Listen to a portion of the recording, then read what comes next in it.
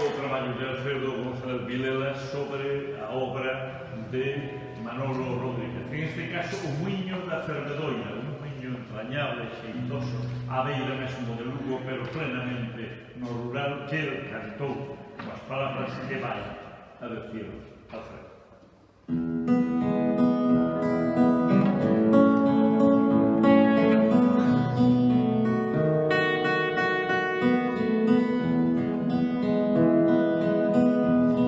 Esquecido no fondo dunha rega, esborrallas o muiño fariñeiro,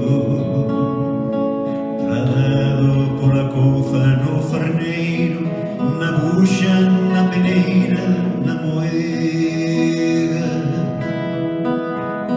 Xa non se lembra da última fanega, de molaxe trocada en panalbeiro, nin a frescura sente do regueiro que a súa beira rápido escorrega.